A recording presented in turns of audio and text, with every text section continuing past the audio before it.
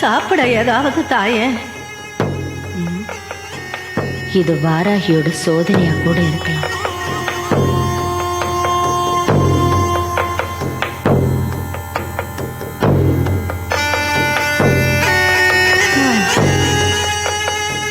இந்தா சாப்பிடு. பூஜைக்கு வச்சிருக்க பழத்தை கொடுக்கறியே, பின்ன பூஜை நேரத்துல வந்து கேக்குறியே? ஏம்மா சாமிக்கு படைக்காம எனக்கு தரலாமா? உனக்கு கொடுக்கறதே சாமிக்கு படைக்கிறதா நினைச்சுக்கலாமே. என்னம்மா, தெய்வமும் மனுஷனும் சமமாயிடுமா தாயே? மனுஷனும் தெய்வம் ஆகலாம், தெய்வமும் மனுஷன் ஆகலாம். இப்போ உன்னோட வருகை கூட தெய்வத்தோட சோதனையா இருக்கலாமே. என்ன தாயே நீ, தெய்வம் சோதிச்சா தாங்க முடியுமா தாயே?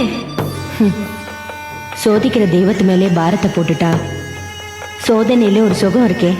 நீ வாராகி உபாசிகையா? இன்னையில இருந்து அந்த நிலைக்கு என்ன நான் தகுதிப்படுத்திக்க போறேன்.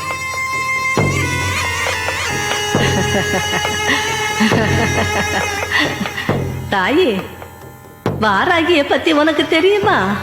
வந்திருக்கே, சொல்லு. ஏமா, நான் அதை சொல்லத்தான் வந்திருக்கேன்னு எப்படி சொல்ற? பசின்னு கேட்ட, பழத்தை கொடுத்த. நீ பசிச்ச உணர்வையும் பிரதிபலிக்கல, பழத்தையும் என்கிட்ட இருந்து வாங்கல. அதை வச்சுதான் யூகிச்சேன்.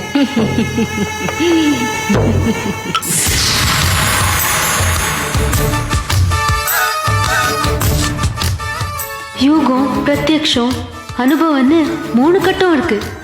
நீ யூகத்துல கெட்டிக்காரியா இருக்க. யூகத்துல மட்டும் இல்ல, வியூகத்திலையும் கெட்டிக்காரி தான். அத அந்த வாராகி சொல்லட்டும். நீ வாராகியோட மகிமையை பத்தி சொல்லு. உனக்கு சக்தியை பத்தி தெரியுமா? சக்தி தான் இயக்கம். சக்தி இல்லைன்னா சிவன் இல்ல. சக்தி சரீரத்துக்குள்ள இல்லைன்னா எதையுமே அனுபவிக்க கூடிய நிலை மனுஷனுக்கு கிடையாது. செஞ்ச புண்ணியம், அந்த புண்ணியத்தால வர்ற பலன், பாவம், அந்த பாவத்தோட விளைவு எல்லாமே சக்தியோட ஆணைப்படி நடக்கிறது தான். மரத்திலிருந்து காய் பழுத்ததும் அதை கீழ் நோக்கி தள்ளுறது சக்தி தான். விதை முளைக்க ஆரம்பிச்சதும் அது செடியா மரமா மேல் நோக்கி எழுப்புறதும் சக்தி தான். அந்த பராசக்தியோட பிரதான சேனாதிபதியா விளங்குறவ தான் இந்த வாராகி. வாராகிய பலவேறு உருவமா பூஜிக்கலாம், உபாசனை செய்யலாம். இவளோட அம்சங்கள் 9.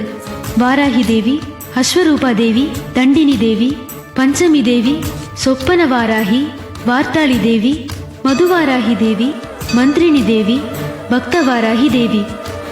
இதுல எதை நோக்கி உபாசிக்கிறியோ அதுக்கு தகுந்த உருவத்தை, அதுக்கான மந்திரத்தை சொல்லி வேண்டிக்கணும். உன்னை யார் அனுப்புனது? உன்னை யார் வாராகிய உபாசனை செய்ய சொன்னது? துர்மாதா. என்னை இங்க அனுப்பி வச்சது லோகமாதா வாராகி. அவளை கும்பிடுறது சுலபம் இல்ல. அவளை உபாசிக்கிறதுக்கு சில நிலைகளை நிரூபிக்கணும்.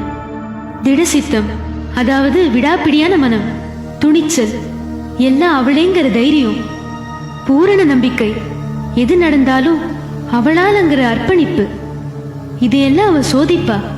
அவளை உபாசிக்கிற தகுதியை தருவா. உன்னால செய்ய முடியுமா?